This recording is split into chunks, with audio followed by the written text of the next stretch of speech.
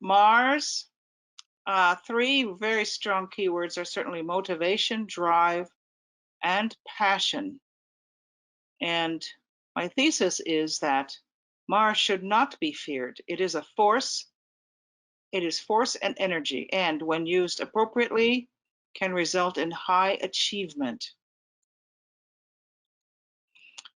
It is really the blessing from the universe to go for it. Ivy Goldstein Jacobson was a great astrological teacher, and she trained the teacher I started with, Buzz Myers, Robert Buzz Myers, a great deal. He studied everything she had. She once observed, and this is something to start you thinking about your own charts. You can generally have what you want from the house Mars occupies in your natal chart, depending on how much effort you make. Mars is good for work, certainly, but its position in your chart is really a key to your desires and success. So what do we have right now with Mars? If you look at it, for the year, today, August 30th, Mars is in Aries, the sign of rulership. Earlier in the year, Mars was in Capricorn from February 17th to March 30th in the sign of its exaltation and best expression, and it stays for 6 weeks. Then it goes into Aquarius in March 31st to May 13th, another 6 weeks. Then it goes into Pisces from May 14th to June 29th, another 6 weeks. So Mars will retrograde in Aries soon on the 9th of September through the 13th of November. And this is when we are told with retrograde planets, oh no, we have to hold back. But it also is a time to reflect on and reconsider our motivations. Mars will leave Aries on January 7th in 2021 after being there since June 30th. So instead of 6 weeks, 6 weeks, 6 weeks, we now have a time of 6 months. The years of Mars retrograde are so interesting to follow. I found this little cartoon, which I thought was kind of says what Mars acts like in Aries. From July this year to next January, the guy at the bar says, "Do you know what your problem is? You've got no filter."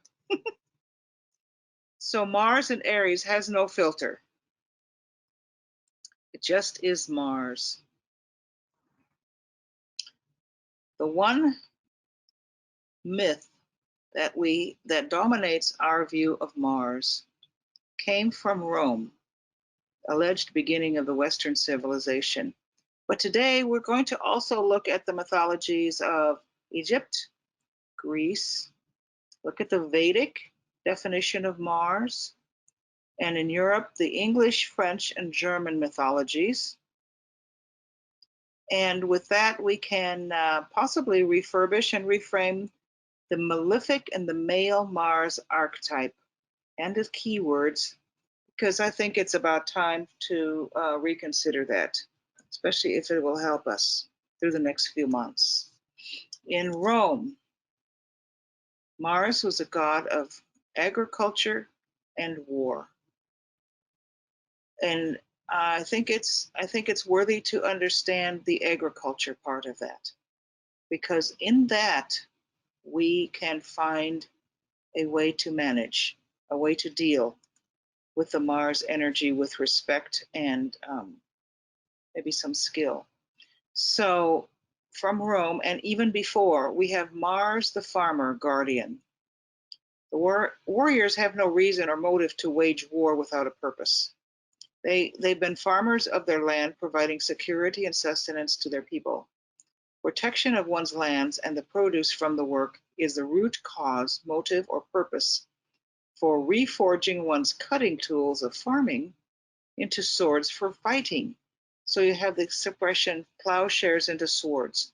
Now from the Bible, when it gives a call for peace, it says you will beat your swords into plowshares. So it's like the reverse process.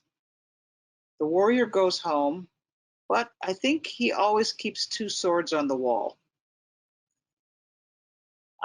If one thinks of direction for Mars, the direct motion of Mars could refer to the use of swords. The retrograde motion could refer more to the use of plows, and even plowing within one's own psychology, the earth of your being, and preparing it for growth, for seeds, for fertility. So you take your swords home, you put them on the wall.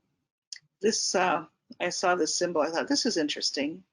You have kind of the laurel, which implies victory, and I wrote the word home, because over home, certainly you see swords on the walls of people's homes. I once slept in a guest house that had two crossed swords over the headboard of the bed, and I was a little hesitant, but I survived that. Now, the Romans believed that the first principle was chaos. Earlier in ancient Egypt, the divine first principles were two: chaos, under the god Mentu, and later represented by Seth. But order, divine order, is represented by Ma'at. She has the feather of balance on her head, and she's a winged goddess, Ma'at.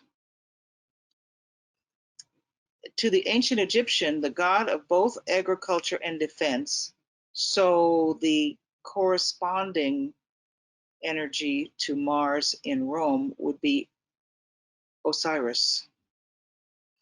Osiris was set in the sky as the constellation Orion, depicted as a hunter warrior, and his sword down here, one of these three stars is the M42, the Orion Nebula, from which many people and metaphysicians believe the seeding of our planet came from.